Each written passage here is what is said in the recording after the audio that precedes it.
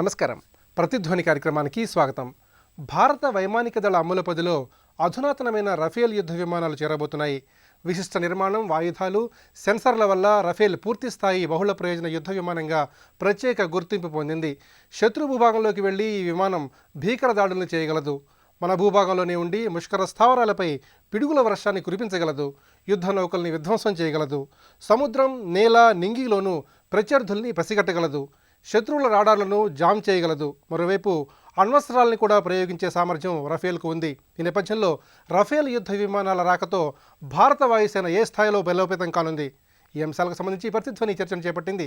ఈ చర్చలో పాల్గొంటున్న ప్రముఖులు గ్రూప్ కెప్టెన్ సురేష్ గారు, మాజీ గ్రూప్ కెప్టెన్, భారతీయ వాయుసేన; కల్నల్ రమేష్ కుమార్ గారు, మాజీ సైనిక ఉన్నతాధికారి; మేజర్ శివకిరణ్ గారు, మాజీ సైనిక ఉన్నతాధికారి.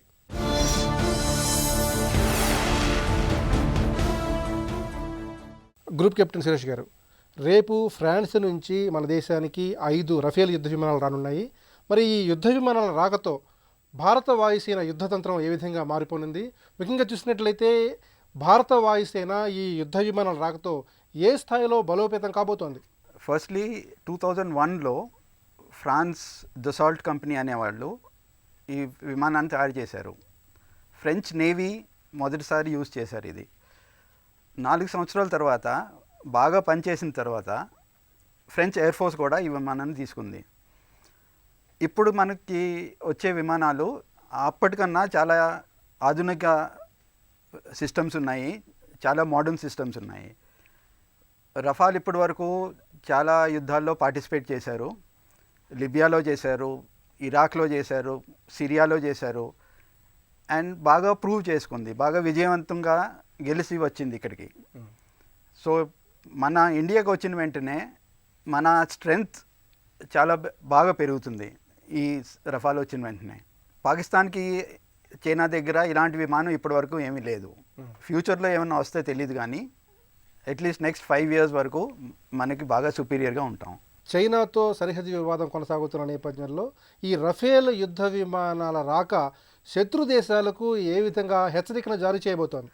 ఇప్పుడు మనకు వచ్చే ఆయుధాలు ఒక ఎయిర్ టు గ్రౌండ్ మిసైల్ అని ఉంది, అంటే గ్రౌండ్ టార్గెట్స్ అని కొడటానికి, which is about 550 kilometer range అది.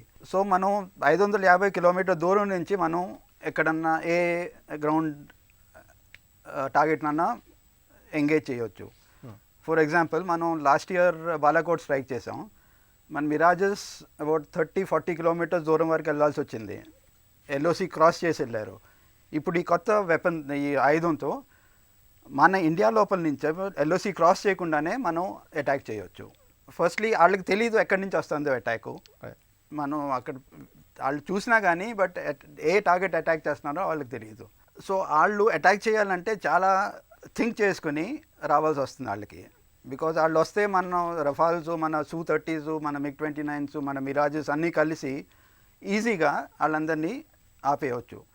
అండ్ మనం వాళ్ళ టెరిటరీలోకి వెళ్ళకుండానే వాళ్ళ సిస్టమ్స్ మనం డిస్ట్రాయ్ చేయగలం. ఈ యుద్ధ విమానంలో రాడార్లు, అలాగే జామర్లు, హెల్మెట్ మౌంటెడ్ డిస్ప్లే, అట్లాగే ముఖ్యంగా డేటా రికార్డింగ్ వంటి అధునాతన సాంకేతిక సదుపాయాలు ఉన్నట్టుగా చెబుతున్నారు. వీటి వల్ల ప్రత్యేకంగా ఎట్లాంటి ప్రయోజనాలు చేకూరుతాయి? ఇప్పుడు ఎయిర్ టు ఎయిర్ మిసైల్ ఉంది. ఇప్పటి వరకు మన ఇండియా దగ్గర ఉన్న missile the distance range about 60 kilometer ఉండేది. ఇప్పుడు రఫాల్తో వచ్చిన కొత్త మిసైల్, మీటియోర్ మిసైల్ అంటారు, దానికి 120 కిలోమీటర్స్ డిస్టెన్స్ ఉంది. అంటే F-16 మన దగ్గరికి వచ్చేటప్పుడు వాళ్ళు 60 కిలోమీటర్స్ 70 కిలోమీటర్స్ దూరంకి వచ్చి ఆ మిసైల్ ఫైర్ చేయగలరు. అక్కడ రాకముందే 120 కిలోమీటర్స్ దూరం నుంచి మనం ఫైర్ చేయవచ్చు. చాలా స్ట్రాంగ్ రెడార్ అండ్ చాలా powerful radar and jam proof. మనం ఎప్పుడైనా వెళ్తేనో ఎనిమీ ఆల్రెడీ మనని ఎప్పుడు జామ్ చేస్తానికి ట్రై చేస్తుంది. ఇది జామ్ ప్రూఫ్, ఇది ఈ radar. So as of now Pakistan or Chinese cannot jam this radar. Second thing ఏంటంటే ఎలక్ట్రానిక్ వార్ఫేర్. ఇప్పుడు లేటెస్ట్ ఎక్విప్మెంట్ అన్నీ ఈ రఫాల్తో వచ్చినాయి మన దగ్గరికి.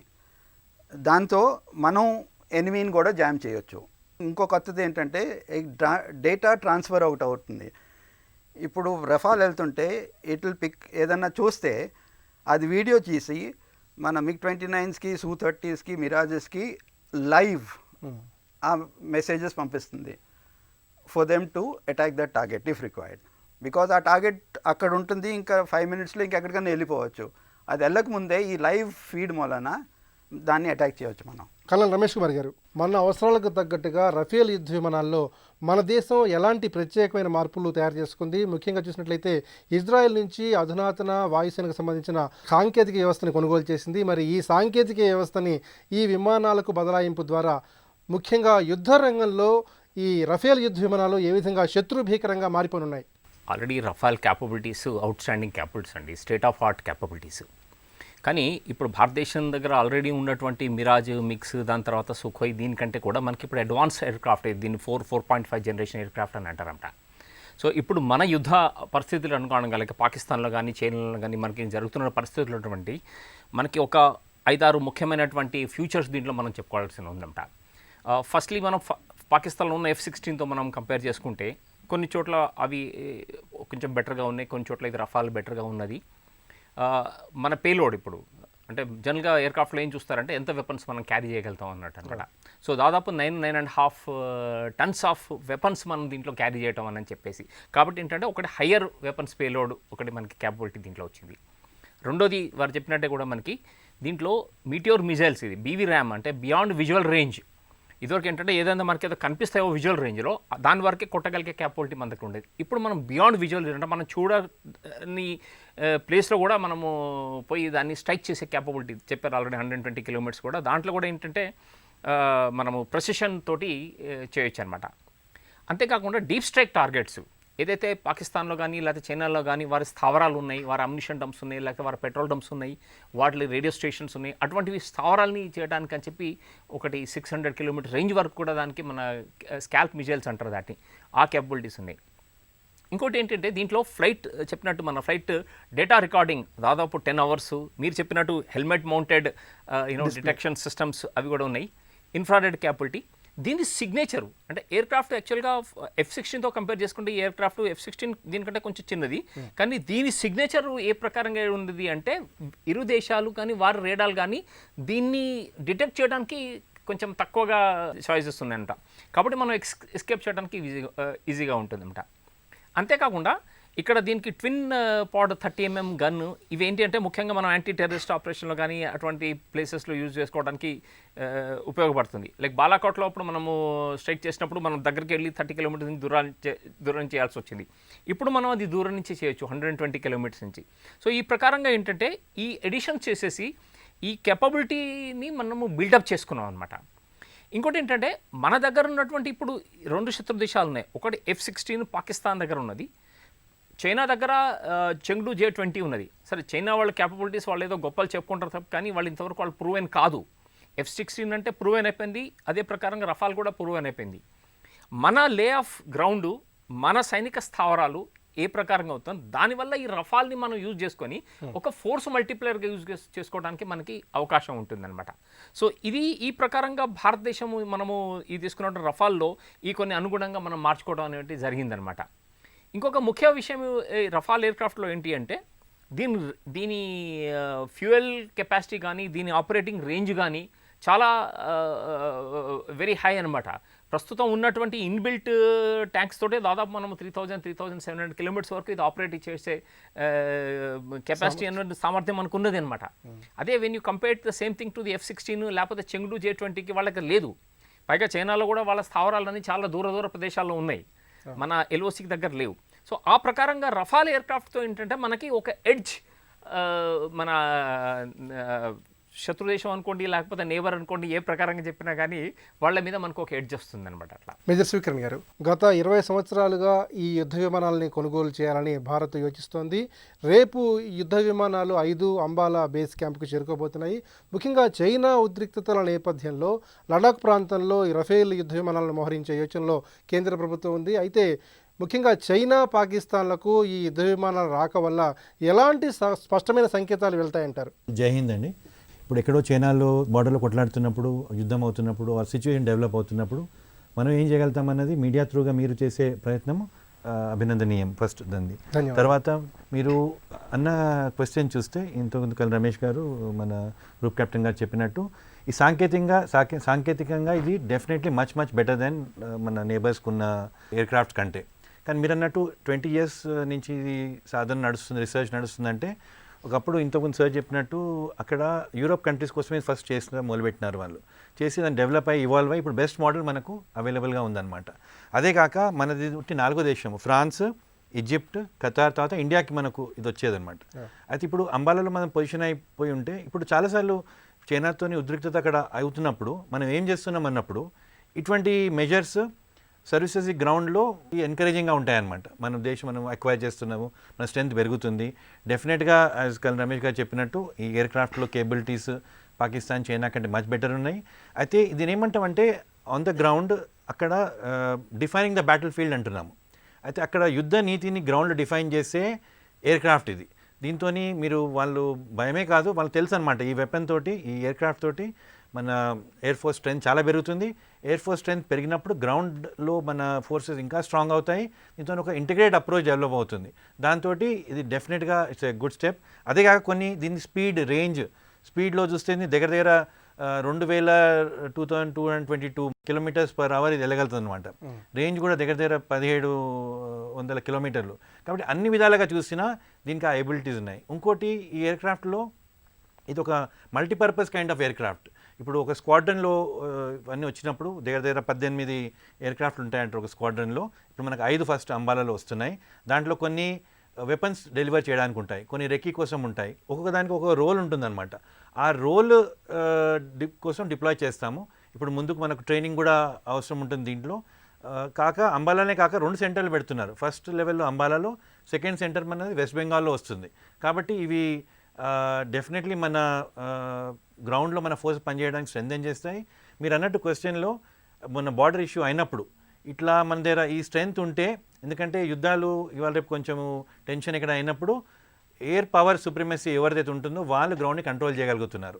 కాబట్టి ఇది మన ఇండియన్ ఎయిర్ ఫోర్స్కి తప్పకుండా వాయు సేన ఆధ్వర్యంలో ఎయిర్ సుపీరియర్ డెఫినెట్గా అకంప్లిష్ చేస్తుంది. దాంతో మన గ్రౌండ్లో స్ట్రెంత్ అయ్యి వీళ్ళు కొంచెం తగ్గుతారని అనుకుంటున్నాము.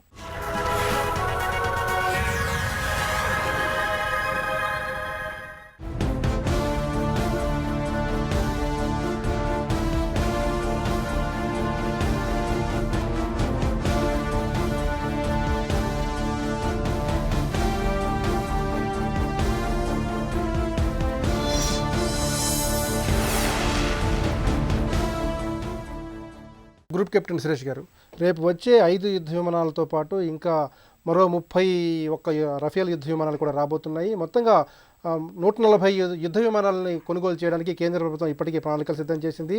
అయితే సమగ్రంగా భారత రక్షణ సేన వ్యవస్థని బలోపేతం చేయడానికి ఇంకా ఎటువంటి రక్షణ రంగ సంస్కరణల్ని కేంద్ర ప్రభుత్వం తీసుకురావాల్సిన అవసరం స్పష్టంగా కనిపిస్తోంది. ఫస్ట్ థింగ్ ఏంటంటే అండి, మనకి 2 వెరీ ఇంపార్టెంట్ ఎనిమీస్ ఉన్నారు. 1 నార్దర్న్ ఎనిమీ, 1 వెస్టర్న్ ఎనిమీ. వీళ్ళిద్దరూ ఒకేసారి మన మీద అటాక్ చేస్తే వీ నీడ్ 42 స్క్వాడ్రన్స్. ఇప్పుడు we have only about 32 squadrons.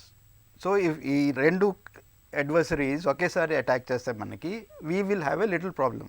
ఇంకా 140 ఎయిర్ క్రాఫ్ట్ వస్తానికి ఇంకా టైం పడుతుంది. అంటే మళ్ళీ వాల్యుయేషన్ అన్నీ అవుతాయి. రఫాలేకి తీసుకోవాలా, దీనికన్నా బెటర్ ఎయిర్ క్రాఫ్ట్ ఏమైనా ఉంటే యూఎస్ నుంచి ఏమైనా తీసుకోవాలా, రష్యా నుంచి తీసుకోవాలా. సో అది టైం పడుతుంది. మధ్యలో మనం Su-30s, MiG-29s కొత్తగా కొంటున్నాం ఆల్రెడీ.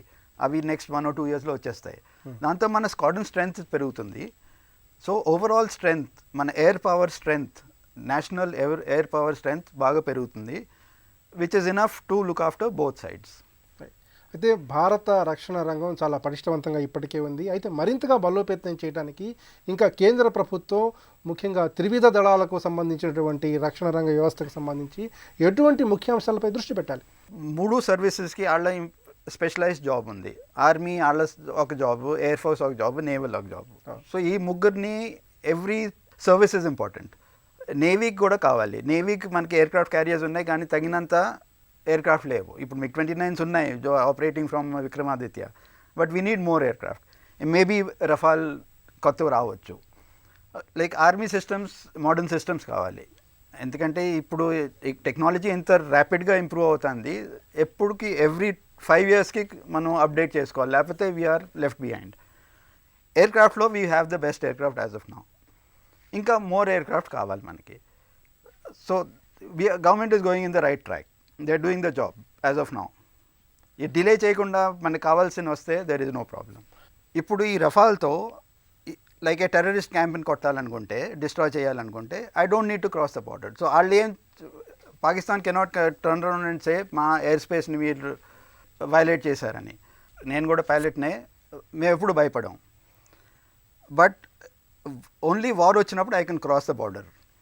అటాక్ కూడా వెరీ ప్రెసిషన్, విదిన్ మీటర్స్. ఇప్పుడు ఈ మా ముగ్గురులో ఎవరిని కొట్టాలంటే అలా కొట్టగలదు, అంత ప్రెసిషన్ అవి. సో దాంతో ఫినామినల్ ఎడ్జ్ ఈ మన ఎనిమీస్తో యాజ్ ఆఫ్ నౌ. కల్లా రమేష్ కుమార్ గారు, భూమి, సముద్ర, గగనతలాలే కాకుండా అంతరిక్షం, అంతర్జాల వ్యవస్థలు కూడా యుద్ధ క్షేత్రాలుగా మారిపోయిన వైనాన్ని మనం స్పష్టంగా చూస్తున్నాం. అయితే ఆధునిక శాస్త్ర సాంకేతిక పరిజ్ఞానాన్ని వినియోగించుకుంటూ రక్షణ రంగ వ్యవస్థను ఏ విధంగా ఆధునీకరించుకోవాలి, ముఖ్యంగా ఈ విషయంలో కేంద్ర ప్రభుత్వం ఎలాంటి కీలక అంశాలపై తక్షణం దృష్టి పెట్టాలి? ఇప్పుడు మిత్రులు చెప్పినట్టే మనకి ఆర్మీ, నేవీ, ఎయిర్ ఫోర్స్ ఈ మూడు మన మెయిన్ స్టే అన్నమాట మన ఆర్మ్ ఫోర్సెస్కి. ఈ మూడిట్లో కూడా వారికి కావాల్సినటువంటి ఎక్విప్మెంట్ని ఆధునీకరణ చేయడం అనేది గవర్నమెంట్ ఫస్ట్ ప్రయారిటీ అండి. సో ఆధునీకరణ మూలంగానే ఈరోజు మనకి రఫాల్స్ వచ్చినాయి. ఎందుకంటే ఇవి latest air craft 4.5 generation, and వీటిని రోళ్ళు ఇవాళ ఆధునీకరణ వచ్చినాయి. అదే ప్రకారంగా ఆర్మీలో కూడా మీరు చూస్తే, ఆర్మీలో మనకి 3 రకాలుగా, అంటే ఇన్ఫంట్రీ సోల్జర్ క్యారీ చేసేటువంటి ఎక్విప్మెంట్, ఆ బేసిక్ మెయిన్ ఎక్విప్మెంట్ రైఫల్ ఏదైనా అంటారో అది మెయిన్ స్టే ఉంటుంది. అది కూడా మన దగ్గర మ్యానుఫ్యాక్చర్ అవుతుంది, మన దగ్గర ఇంపోర్ట్ కూడా అవుతున్నాయి. ఇజ్రాయెల్ వేరే దేశాల నుంచి కూడా AK-47 అవి 5.56 mm అవుతున్నాయి. సెకండ్ది ఆర్టిలరీ వైపు, ఆర్టిలరీల వైపు ఆల్రెడీ మన దగ్గర 155 mm బిఫోర్ 1986లో వచ్చిన దాని ప్రొడక్షన్ కూడా ఇప్పుడు ఇండిజినస్ స్టార్ట్ అయిపోతున్నాయి. అంతేకాకుండా మనకి ఏదైతే మిజైల్ సిస్టమ్స్ ఉన్నాయో ల్యాండ్లో, ఒకప్పుడు మన దగ్గర 40 mm గ్రాడ్ ఉండేది. ఆ తర్వాత మనము స్మార్చ్ మిజైల్ సిస్టమ్ తీసుకోవడం జరిగింది రష్యా నుంచి. నెక్స్ట్ దాని తర్వాత ఇప్పుడు మన ఇండియాలోనే పినాకా రాకెట్ సిస్టమ్స్ తయారైపోయినాయి. కాబట్టి రాకెట్ సిస్టమ్, ఆర్టిలరీలో కూడా మనము ప్రతి రేంజ్లో కూడా మనము we have reach a good quality అనమాట. Then third is the main what a call force, అంటే అసాల్ట్ చేసేది ఏదైతే ఉందన్నటువంటి మన ఆర్మర్డ్ అనమాట. ఒకప్పుడు మనకి T-72 అని ఉండేది. ఆ T-72ను కూడా మనం ఆధునీకరణ చేసి T-72 మన దగ్గర ప్రొడక్షన్ స్టార్ట్ చేసాం. నెక్స్ట్ అడ్వాన్స్ వర్షన్ మన దగ్గర T-90 వచ్చింది. ఆ T-90 కూడా ఇప్పుడు మనము ప్రొడక్షన్ దాన్ని లైన్ సెటప్ చేసేస్తున్నాం. నెక్స్ట్ మన మెయిన్ స్టే అర్జున్ ఏదైతే ఉందో అది కూడా దాని మీద కూడా గవర్నమెంట్ కాన్సెంట్రేట్. సో కాబట్టి ఆర్మీలో ఈ 3 రంగాల నుంచి ఆల్రెడీ మన కాన్సన్ట్రేషన్ జరుగుతున్నది. ఇప్పుడు థర్డ్ ముఖ్యమైన విషయం ఏవైతే మనం మాట్లాడామో ఇది నౌసేన. నౌసేనకి సంబంధించిన కూడా ఇదివరకు మనం చాలా డీల్స్ విన్నాం. స్కార్పియన్ డీలు, దాని తర్వాత విక్రమాదిత్య మన ఎయిర్ క్రాఫ్ట్ క్యారియరు. సో ఈ ప్రకారంగా మన నౌకాదళాన్ని కూడా అన్ని రకాలుగా మనం పటిష్టం చేయడము, ఆధునీకరణం జరుగుతుంది. కాకపోతే ఏంటంటే వీటి రెగ్యులర్ మెయింటెనెన్స్, వీటి రెగ్యులర్ అప్డేషన్ అనేది ఒక పెద్ద ఛాలెంజ్. ఎందుకంటే వెపన్ సిస్టమ్స్ చాలా తొందరగా అప్డేట్ అయిపోతాయి. ఇప్పుడు ఈ రఫాల్ ఎయిర్ క్రాఫ్ట్ స్టార్టింగ్లో వచ్చింది ఎప్పుడు 1999-2000 అప్పటి నుంచి ఇది స్టార్ట్ అయింది. And I think the first induction was somewhere in 2004 or 2006 if I remember correctly. So ఇప్పుడు అది స్టార్ట్ అయిన తర్వాత మనకి ఒక 12-13 years 14 years తర్వాత మన దగ్గర అది ఎయిర్ క్రాఫ్ట్ వచ్చింది. సో అదే ప్రకారంగా మనం we have to get into the advance version of both the army, navy and air force అనమాట. సెకండ్ పాయింట్ ఏంటంటే మన డిఫెన్స్ రీసెర్చ్ డెవలప్మెంట్ ఆర్గనైజేషన్స్. గొప్ప missile man doctor Abdul Kalam మనం మర్చిపోకూడదు. Indian guided missile development programme ద్వారా మనకి అగ్ని, పృథ్వీ, నాగ్ ఇటువంటివి 5 మిజైల్స్ ఇచ్చినటువంటి గొప్ప మనిషి మనకు already he has given us a great what you call gift and great boon to our nation అనమాట. దాంతో మిజైల్ టెక్నాలజీస్లో today we're one of the top most. అంటే intercontinental ballistic missiles ICBMs లాంటివి మన దగ్గర అగ్ని, ఆ క్యాపబిలిటీ, రీఎంట్రీ క్యాపబిలిటీ కూడా మనం ఆల్రెడీ ప్రదర్శించగలం.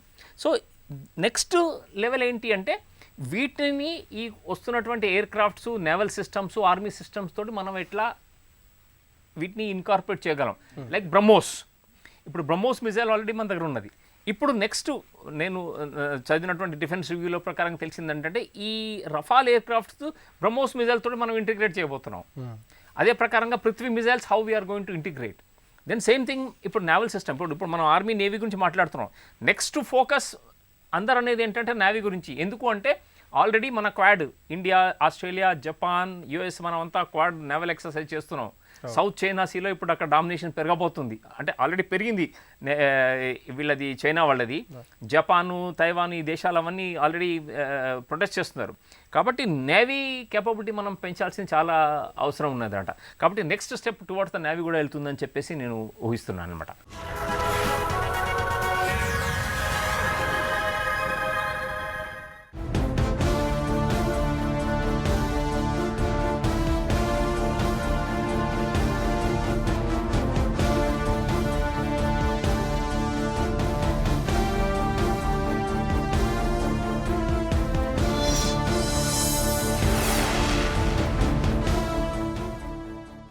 మేజర్ శివకిరణ్ గారు, చైనా రక్షణ వ్యవస్థకు ధీటుగా మన దేశ రక్షణ వ్యవస్థ తయారు కావడానికి రక్షణ రంగ వ్యవస్థలో ఎలాంటి ముఖ్యమైన సంస్కరణలు తీసుకురావాల్సిన అవసరం ఉంది? ముఖ్యంగా చూసినట్లయితే ఆ దిశగా రక్షణ రంగ బడ్జెట్ని ఏ స్థాయిలో, ఎంత మేరకు కేంద్ర ప్రభుత్వం పెంచాల్సిన అవసరం ఉంది? సార్, ఇంతో చెప్పినట్టు మనకు చాలా మటుకు పాకిస్తాన్, చైనాతో మనకు ఉన్న థ్రెట్. అయితే మనము చైనాతోని మాట్లాడినప్పుడు విషయం మనకు వస్తే మనము ఈ టాక్ ఆఫ్ డిస్వేసివ్ డిటరెన్స్, అంటే కొంచెం ఈక్వల్గా ఉన్నారు కాబట్టి వాళ్ళతో కొంచెం వేరే విధంగా మాట్లాడతాము.